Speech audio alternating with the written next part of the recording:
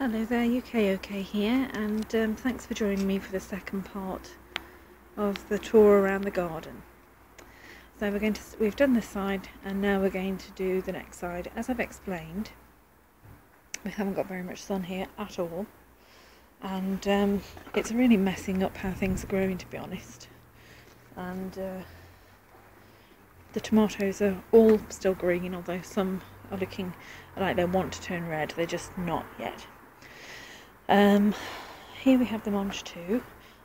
Picked quite a bit off the other day. It still keep going, even though I thought it would have finished by now, but it's doing all right. You can see over there I've made now 2 separate compost heaps. One that I've just covered with some black bags and some plastic, and I've actually stuck my carrots on top of there because I think that they're higher up that way, so the carrot fly hopefully won't get them. And this is the other one, the other bed that I've got, which, compost heap that I've got, where I can put stuff from the garden as it dies off. I'll just keep adding it, you know, when it's exhausted basically, then I'll just keep adding to this, and then cover that with some black polythene or what have you. Right, now let's see what the story's like over here. The French beans are just starting to produce teeny tiny little beans. Look, I should have planted much more of all the beans and peas, and there's lots of lovely little beans, so hopefully before too long they'll be big enough to pick. There's been some black fly on them, so that hasn't been good, but I've been trying to wipe them off, and the only thing what I've noticed is it's mad when it starts growing. Look, it's trying to reach up to the washing line, so I've had to bend back and keep trying to get it to come down so that it starts growing downwards. So that, as you can see, is just doing its own thing. Hopefully it will give us lots of lovely green French beans to eat. That's more a suitable size, I suppose, for picking, isn't it? It just seems it comes in dribs and drabs and nothing consistent, you know. It's not like you can harvest enough for a meal at any one time at the moment. The peas, which are just through there, I've been picking them when the pod is quite puffed up so that I can use them as garden peas, and that's great, but you just get enough for a few mouthfuls at a meal. Not very much really, so I should definitely have planted more of those.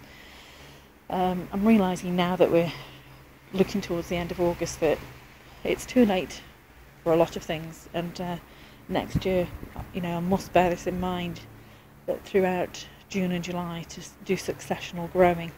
I think I was a bit afraid this time because I thought that I would be overwhelmed if I did things successionally, and I did it with a few things, but particularly the Monge too, but I think I should have done it in more with more fervour, I suppose. Right, borlotti beans. I'm very pleased with this. There's only, a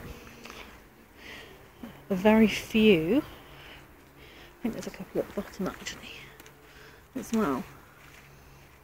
There aren't many pods, but I think there'll be enough to make a meal with when they've been podded and I use the beans.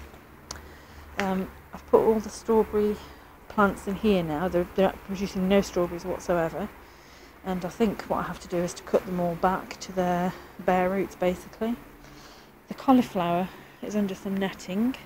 That's all that's under there now, and although I've been picking caterpillars off there every few days, I know you have to do it every day, but sometimes I'm just not well enough.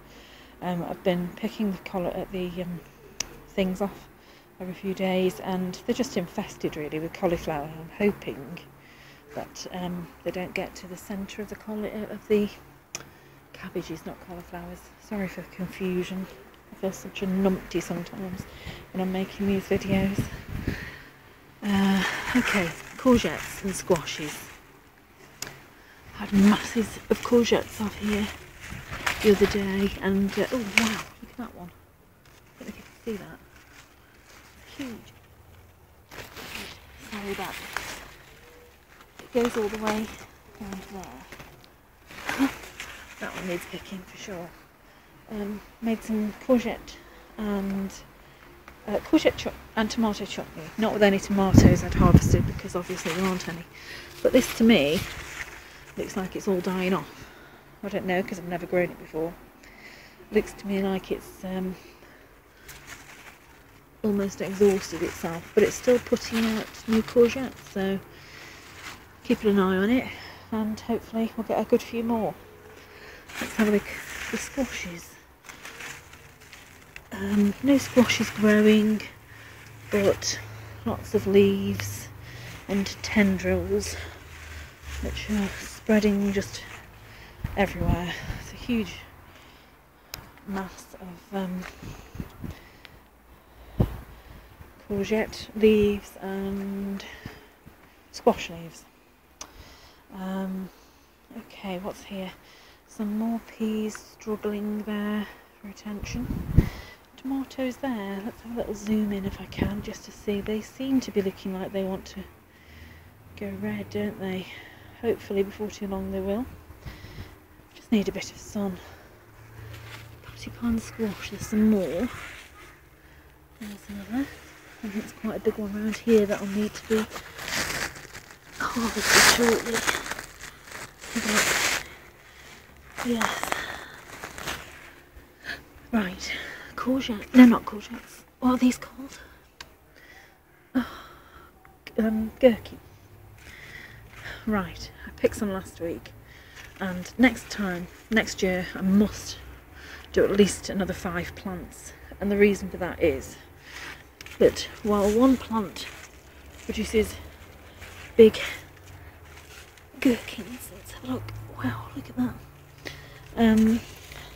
The other plant hasn't seemed to be doing very much, and what it means is that you can just never really have enough to pickle at one time. So I think next year I'll definitely plant 4 or 5 more, and hopefully we'll have enough gherkins then so that I can pickle them and not just have dribs and drabs, the odd couple of gherkins here and there sort of thing. And I think that's basically all there is to say about this side. Let's have a look around the garden, see if there's anything else I needed to say. Oh yeah, next year I want to make this where the strawberries are now, where I've put them. They're still in their containers, in the troughs. But next year I want to dedicate a whole bed to strawberries, because I think, especially with all the cuttings I've taken, which are up to the end of the garden now, nearer to the house, I think I need to definitely try and get more strawberries growing so that I can make preserves, because the strawberries that I gathered in from the garden and saved in the freezer and made jam with last week, I was going to wait till winter, but I just felt like making some jam, and I only actually made 4 jars of jam. 2 of them were quite small jars as well, so I think to make a reasonable amount of jam it's going to require quite a few more strawberries, and hence more strawberry plants. So with the cuttings that I've taken of the runners, I should hopefully be able to fill that whole bed with strawberry plants next year.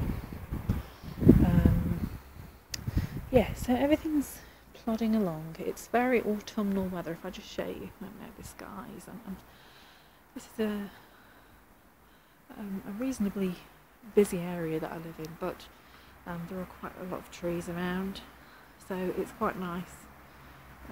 You can hear traffic and police cars going by quite often, but I just like to be out here. But as you can see, the skies are very grey, threatening rain and more rain. And that isn't fun, because it means you can't really be in the garden. Not if you've got any kind of health problems as well. It just makes them worse, exacerbates them. So, I think that's just about all there is to show you. Hopefully I'll have things to harvest next week and be able to show you more and more of that. So thank you very much for joining me again, and take care. Bye.